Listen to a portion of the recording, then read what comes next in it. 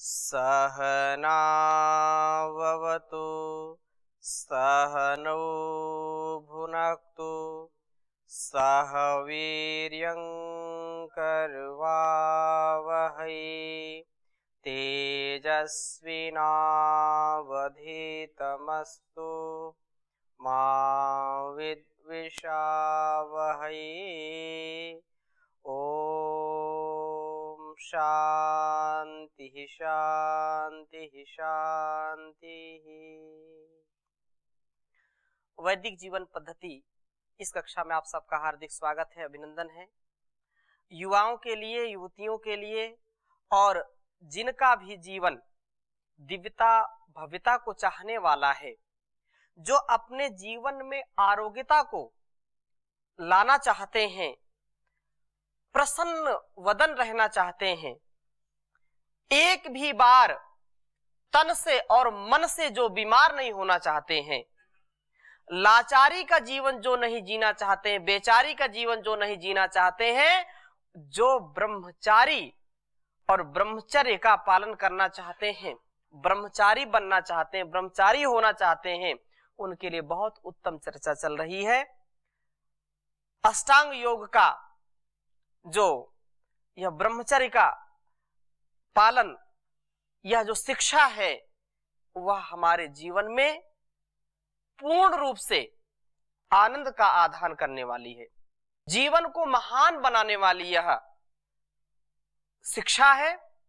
तो जो हम चर्चा कर रहे थे उसी को आगे बढ़ाते हैं। आप में से किसी का कोई प्रश्न हो पीछे की कक्षा में? जी स्वामी जी प्रणाम जी। आपने बहुत ही अद्भुत बातें बताई, पर इसमें आज के परिवेश में बहुत कुछ संशय मन में आता है। जी जैसे आज के 25 साल या 50 साल पहले की अगर हम बात करें जी तो पहले के लोग शादी विवाह बच्चों का जल्दी करते थे। जी 13-14 साल की कन्या या फिर 14-15-16 साल का जो पुरुष हो जाता था, लड़का होता था, उसकी विवाह पहले हम सुनते ही कर देते थे। दूसरा, आपने ये बताया कि इसमें बहुत ही अंतर के मतलब 2 गुना जो अंतर आ गया है। मतलब पुरुष का अगर इसमें आपने बताया कि 44 साल है तो स्त्री का 20 साल या 22 साल का होना चाहिए, तो ये तो फिर आधा फर्क हो गया, 2 डबल हो गया ये तो जी। तो ये भी एक तरह से बहुत ज्यादा अंतर हो जाएगा विवाह में और आयु में। तीसरी बात इसमें आपने जैसे बताई कि भाई 400 साल तक इसका पूर्ण ब्रह्मचर्य का पालन किया जाए, तो 400 साल, तो वैसे उदाहरण आज के समय में कोई देखने को नहीं मिला कि किसी की 400 साल आयु हुई हो। तो ये बहुत मतलब आज के समय में बड़ा इम्पॉसिबल लगता है, इसलिए इसको थोड़ा विस्तार से समझाएं। विस्तार से क्या, इसमें संकेत आप समझ लीजिए कि जीवन में यहाँ पर जो हमने पढ़ा है उसका संकेत महर्षि ने दिया है और ऐसा पूर्व में हुआ है। बहुत ऐसी जो है दिव्य आत्माओं ने यहाँ पर अवतरण लिया, जिन्होंने अपने को पूर्ण ब्रह्मचर्य से युक्त करके 400 वर्षों तक अपने को जो है स्वस्थ रखा, अपने को हर प्रकार से आनंदित रखा। आपने जो बात कही वो मध्यकाल की बात है कि बीच में मुगल आए, शक हूण आए और हमारे यहाँ आकर के हमारी संस्कृति को नष्ट भ्रष्ट करने का कार्य किया। जो नवयुवतियां होती थी उनके शील को भंग किया जाना, उनका जो है जो आबरू है, जो इज्जत है, उसको धब्बा लगाना, अनेक प्रकार से प्रताड़नाएं इस भारतीय संस्कृति को दी गई, जिसके कारण लोग भय से ही बचपन में ही विवाह कर देते थे। वो अपरिपक्वता की दृष्टि, अल्पज्यता की दृष्टि से वह कार्य हो जाता था। लेकिन अभी तो आप इस बात को समझते हैं कि अब कुछ शिक्षित लोग हो गए हैं और अभी 21 वर्ष के पहले कोई विवाह करे तो कानूनन उसको जेल जाना पड़ेगा। यदि 18 वर्ष 17 वर्ष में यदि कोई 15 वर्ष में कोई विवाह करे तो उसको जेल की हवा खानी पड़ेगी। प्राचीन काल की जो परंपरा है उसमें पूर्ण रूप से जब प्रौढ़ता आती थी तभी विवाह होता था, इसलिए उन पर हमको शंका नहीं करनी चाहिए। और अब हाँ, ये बात जरूर है कि आज का आहार, आज का विचार, आज का व्यवहार बहुत दूषित हो गया है। अच्छा आहार मिलता नहीं, जिससे व्यक्ति दीर्घ आयु को नहीं प्राप्त करता। आहार में ही मिलावट है, उसके विचार में मिलावट है, तो आहार और विचार का बहुत गहरा प्रभाव हमारे आयु पर पड़ता है। हमारा देखना, हमारा सुनना, हमारा विचार करना, यह हमारे आयु को जो है प्रभावित करता है। इसलिए यह कल्पना लगती है कि कोई 300, 100 जो है 300 या 400, 200 वर्ष जीता रहा होगा। इसमें कोई अतिशयोक्ति नहीं है जी। ओम स्वामी जी प्रणाम। जी स्वामी जी, इसमें अपने 2 प्रश्न बन रहे हैं। जी पहला प्रश्न ये बन रहा है कि यदि हम आयुर्वेद में देखते हैं तो जीवन काल को 4 खंडों में विभाजित किया है। जी ब्रह्मचर्य, जी गृहस्थ, जी वानप्रस्थ जी और संन्यास। बिल्कुल 25-25 का रखा है। हाँ। तो यदि ब्रह्मचर्य का था तो फिर 25 से गृहस्थ क्यों चालू किया था? 100 में यदि 400 की वर्ष की उम्र थी तो 100 तो ब्रह्मचर्य होना चाहिए, 200 फिर गृहस्थ, 300 फिर वानप्रस्थ और 400 में संन्यास। औसतन आयु, जी। आप वेद मंत्र पढ़ते हो, जीवेम शरदा सतम, जीवेम शरदा सतम, 100 वर्ष अभी जैसे 60-70 औसत चल रहा है, और उस समय 100 वर्ष तक की आयु एक मानी जाती थी। उसमें अपवाद में कोई जो बहुत ही जितेंद्रिय है या बहुत जिसने अखंड ब्रह्मचर्य का पालन किया है, आप जब पिछली कक्षा में हमने पढ़ाया था कनिष्ठ ब्रह्मचर्य और मध्यम और उत्तम, तो उत्तम जो ब्रह्मचर्य है, जो केवल ब्रह्मचर्य युक्त जीवन जीता है और अपने आहार विचार पर पूरा नियंत्रण रखता है, उसकी आयु 100 से भी अधिक होती थी। अभी जैसे मैंने कहा कि अभी भी जिनका आहार विचार बहुत संयमित है, अभी इस समय भी आपको 100 वर्ष से ऊपर के आयु के लोग मिलेंगे, कोई 110, कोई 120 के मिलेंगे राजस्थान में, और अनेक देशों में भी मिलते हैं। चाइना में भी ऐसा आहार और हाँ संयमित जीवन जिया है उन्होंने, तो 150-200 वर्ष अभी मिलेंगे। तो हाँ, तो इसमें कोई मिथ्या भाषण नहीं है, कोई जो है शंका की बात नहीं है। हम अपने आयु को यदि बढ़ाना चाहते हैं तो ब्रह्मचर्य का जो है खंडन कभी ना करें, ना विचार से, ना आहार से और ना शरीर से। यदि ब्रह्मचर्य का हम खंडन करते हैं, ब्रह्मचर्य हमारा खंडित होता है, तो हमारा जो है जो जीने का काल है वो कालखंड भी कम होगा। इसलिए जो दूसरी बात आपने पूछी कि विवाह फिर 50 वर्ष या 100 वर्ष उसी क्रम में रखना चाहिए था, ऐसा नहीं। जैसे मैंने कहा कि 100 वर्ष औसत आयु, जैसे आप कुरुवन निवेह कर्माणि जिजी विशेष शतम समाह, वहां भी वेद का जो प्रमाण है कि हमको कर्म करते हुए, वेदोक्त कर्म करते हुए 100 वर्ष या 100 वर्ष से अधिक तक जीने की इच्छा करनी चाहिए। तो ये एक औसत आयु थी 100 वर्ष। उससे और कोई अपने संयम से, योग से, आहार से, विचार से अपने आयु को और बढ़ा सकता था। तो ऐसे अपवाद बहुत कम हुए, लेकिन हुए तो। इस क्रम को थोड़ा सा और आगे बढ़ाते हैं। बचपन से ही बच्चों को ब्रह्मचर्य की शिक्षा देनी चाहिए, जिससे वे रोगी ना हो, ना मन से ना शरीर से। बाल्यावस्था से ही महर्षि दयानंद लिख रहे हैं सत्यार्थ प्रकाश में द्वितीय समुल्लास में कि उन्होंने पहले ही ये बात कही कि अथ शिक्षाम प्रवक्ष्यामः। अब शिक्षा की बात करेंगे तो सबसे पहले ये लिखा, मातृमान पितृमान आचार्यवान पुरुषो वेद, अर्थात वे संतानें बहुत सौभाग्यशाली हैं जिनके माता पिता गुरु आचार्य धार्मिक विद्वान हो। और यह सतपथ ब्राह्मण का इन्होंने वचन लिया। जब 3 उत्तम शिक्षक, पहला शिक्षक कौन है? माता।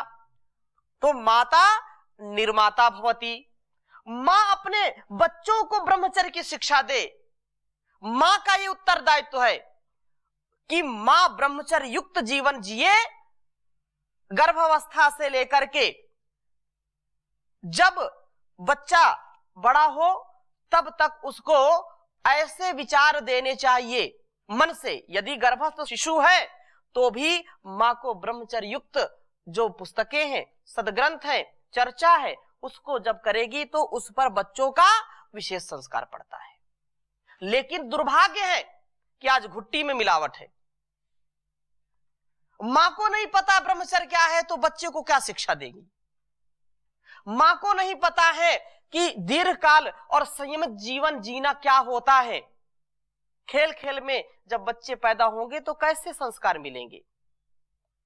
इसलिए ये बात शतपथ ब्राह्मण की महर्षि दयानंद लिख रहे हैं द्वितीय समुल्लास में कि मातृमान पितृमान आचार्यमान पुरुषो वेदा। जिसके जब 3 उत्तम शिक्षक अर्थात एक माता, दूसरा पिता, तीसरा आचार्य हुए तभी मनुष्य ज्ञानवान होता है।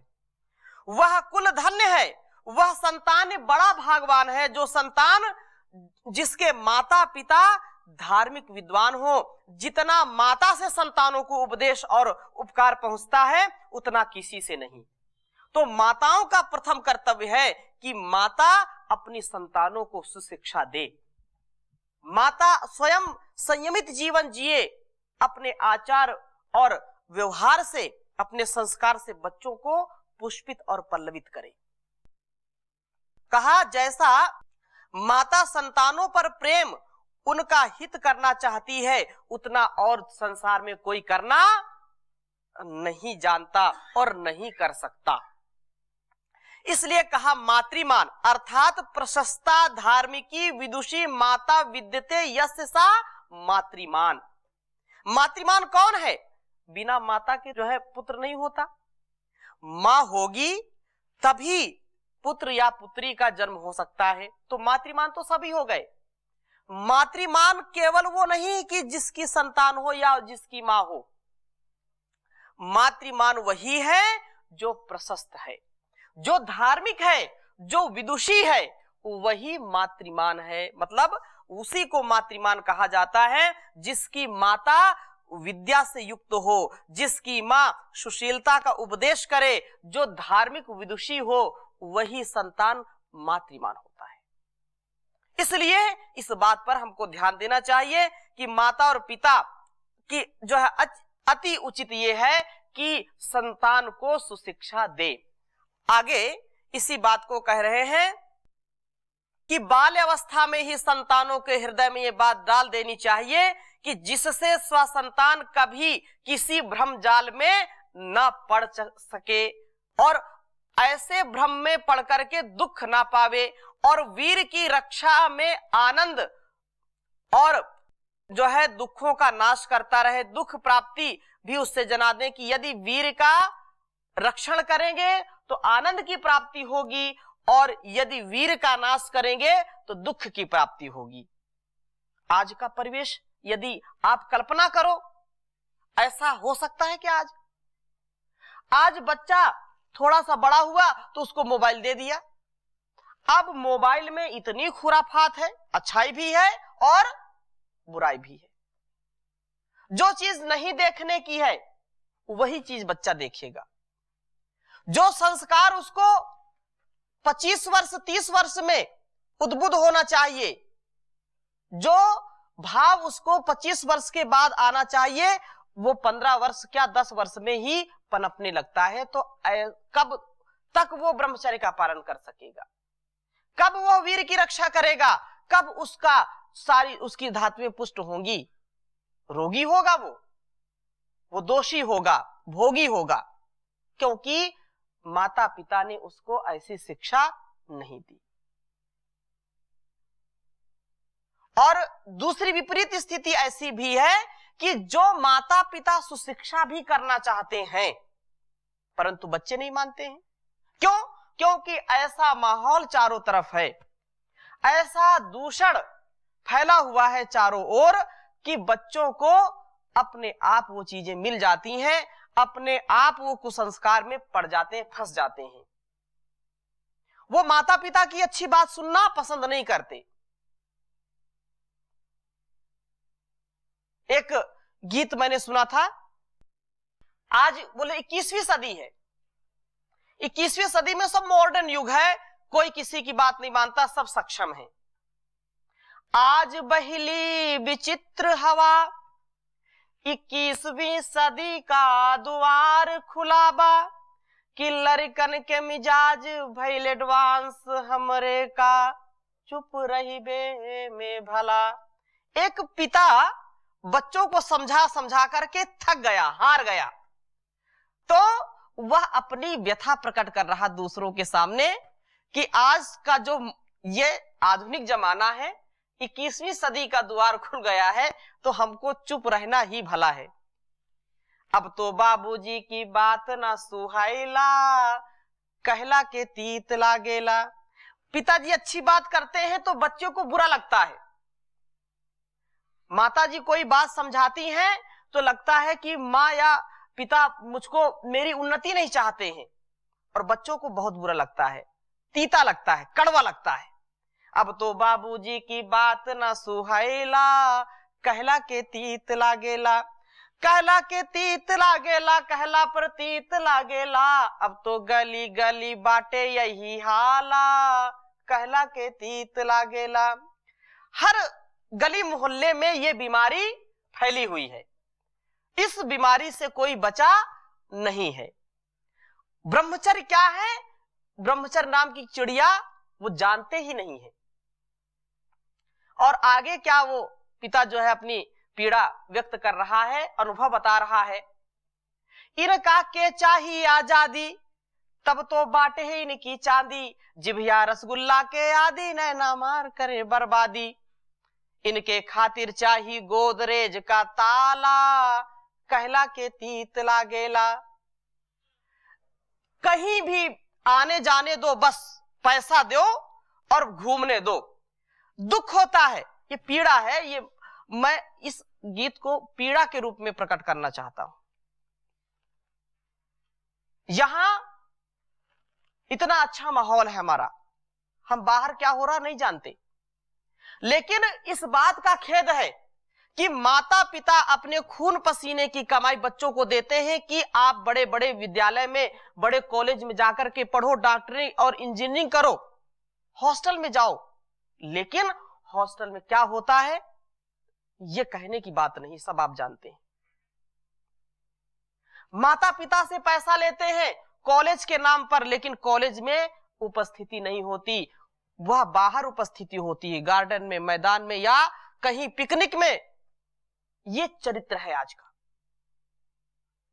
उन नवयुवक और नवयुवतियों को ध्यान देना चाहिए कि मेरे माता पिता ने जो पैसा दिया है उस पैसे का मैं सदुपयोग करूं, उससे ज्ञान बढ़ाऊं, उससे अपना विज्ञान बढ़ाऊं, जिससे अपने माता पिता, कुल और खानदान का नाम रोशन करूं।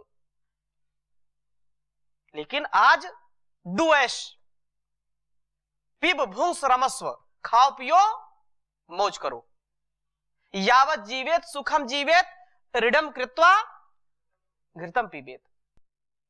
तो ऐसी स्थिति में माता पिता चाह करके भी बच्चों को बचा नहीं पा रहे हैं।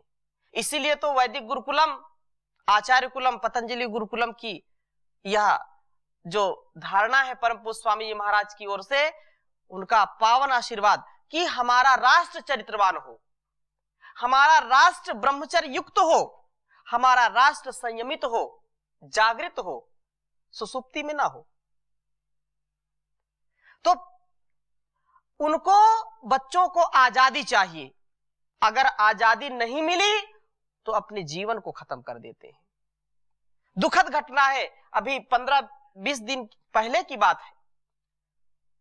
तो किसी काम से गया, पेपर तो जल्दी से पढ़ने का समय नहीं मिलता, परंतु किसी की प्रतीक्षा करनी पड़ी, तो सामने पेपर रखा था, ऐसे ही पढ़ने लगा। उसमें एक सबसे जो है हरिद्वार के मुख्य पृष्ठ पर ही एक घटना लिखी थी। एक बच्चा यहां देहरादून में इंजीनियरिंग कर रहा था और वह किसी कारणवश माता पिता ने किसी उसमें डांटा फटकारा होगा, उसको बड़ा तनाव हो गया, टेंशन हो गया और वह देहरादून से हरिद्वार वाली ट्रेन में आ गया। यहां हरिद्वार में स्टेशन पर उतर गया, वो ट्रेन चली गई। फिर दूसरी कोई ट्रेन आ रही होगी, वह धीरे से प्लेटफार्म के नीचे उतरा पटरियों पर। लोगों ने देखा और सोचे हो कि हो सकता है इस पार से उस पार जा रहा हो। किसी ने ध्यान नहीं दिया। ट्रेन आ रही है, ऐसा अक्सर होता है कि ट्रेन जैसे जैसे पास आती है लोग खूब उछल कूद करते हैं, इधर उधर आते जाते हैं। लेकिन जैसे ही ट्रेन पास में आ गई, उसने अपनी गर्दन पटरी पर रख दी और उसी समय उसका सिर धड़ से अलग हो गया।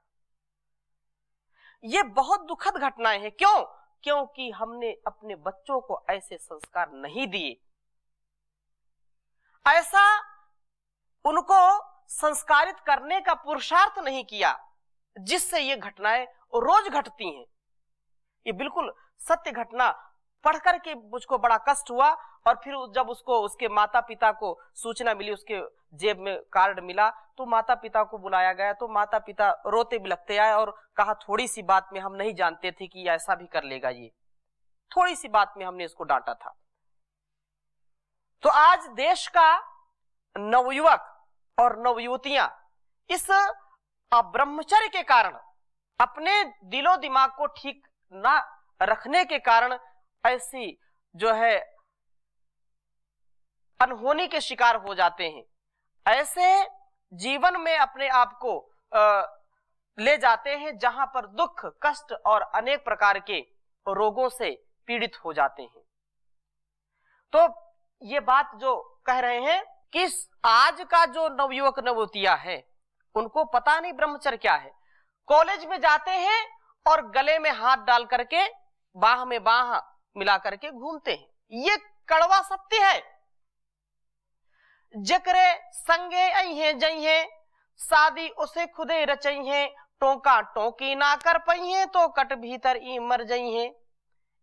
इनके करनी से बीमार बा मोहल्ला, कहला के तीत लागेला।